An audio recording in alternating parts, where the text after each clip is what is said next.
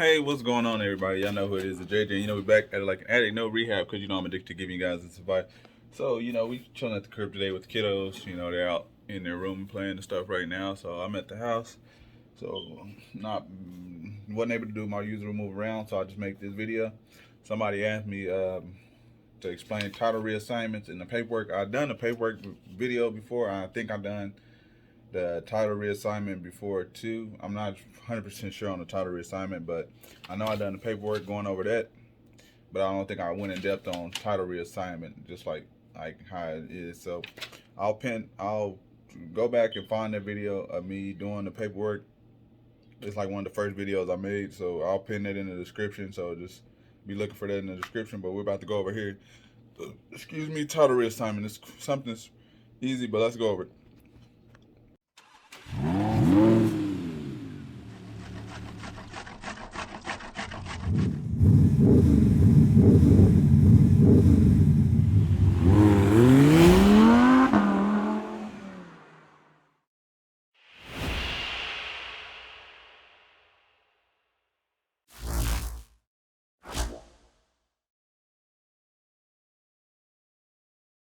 So here's your title right here. So as you can see, it's a '01 Cadillac. It's the maroon that I bought. The person who had it, that traded it into this dealership, Bob Howard, they applied for a new title on that date. But that really doesn't matter. But that's the name of the dealership. It came from a Hyundai dealership. And then, they assigned it to me, that's me, A Dollar in a Dream Auto Sales. So y'all see, it's me. So y'all see, they reassigned it to me, right? A Dollar in a Dream Auto Sales. So you can do that. So let me explain. When you're a dealer, you can always, like, when you're a dealer, you can reassign it to another dealer. But whoever that person sells the car to as a customer, then that customer has to put the car in their name.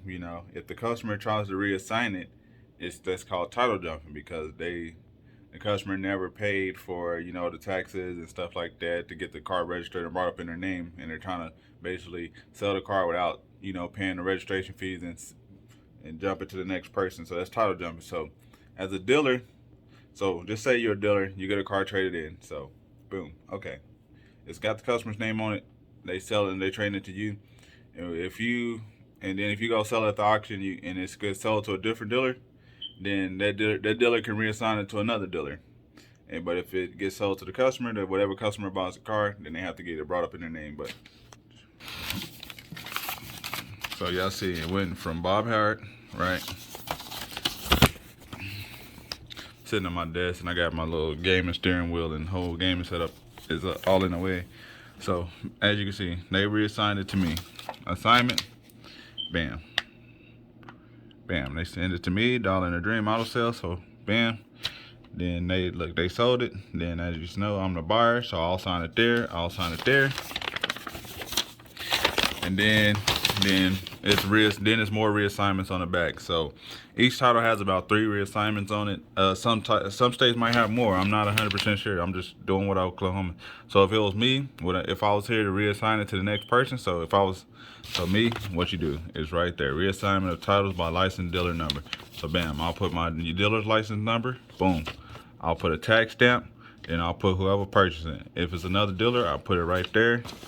I'll sign right there, print right there, and then the person who's buying it, they'll sign and print right there, and I'll get it notarized. And then you put the miles if it's over the amount. If it's not 10 years or newer, or I think rules changed now, so you put the miles.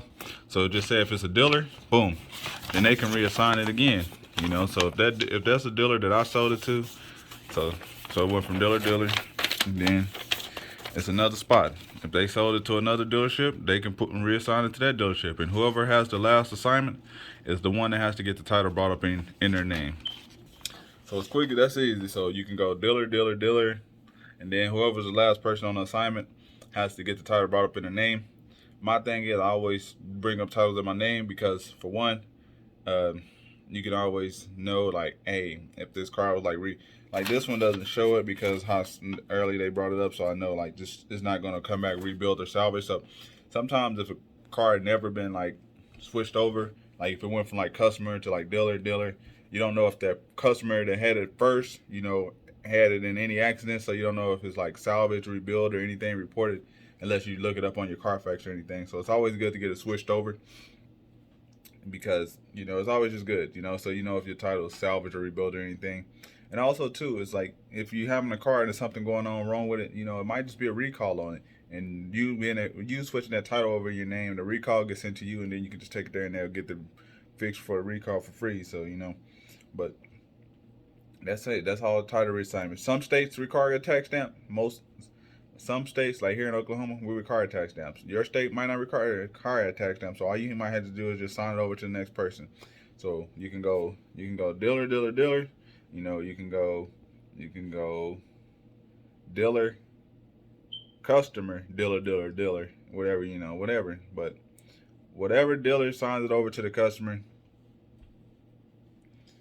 like, no, you can't do that. No, it'll go dealer, customer. Customer gets it brought over in their name, then dealer, So unless you want to pay all those fees, but it's not hard. It's like it's $11 to get a new title. So wherever you get a title, just spend. If you're a dealer, just spend the $11. If you're a dealer, just spend the $11. Get it brought up in your name. It's $11. They're not gonna kill you. It's $11. Just get it brought up in your name so you'll know if the car has any recalls, if it's been salvaged, history, or the title comes back rebuilt or salvaged or anything like that.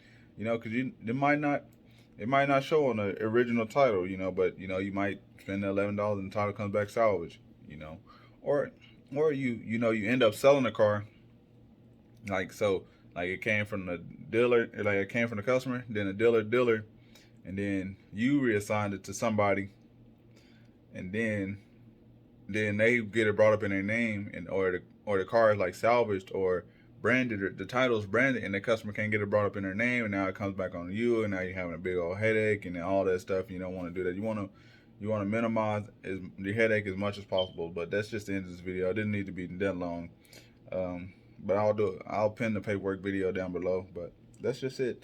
It's not that hard to reassign it. All you need, some states require a tax stamp. If your state doesn't need it, you're just going to have to put your UD number, whoever you're selling it to, get it notarized. That's it. That's all you have to do is reassign it to anybody. And, just make a copy of it once you reassign it. So you have it for your record, like, hey, at this date or this date or whatever date you reassigned it or whatever date you got it notarized, like make a two-sided copy and say, hey, Thank you,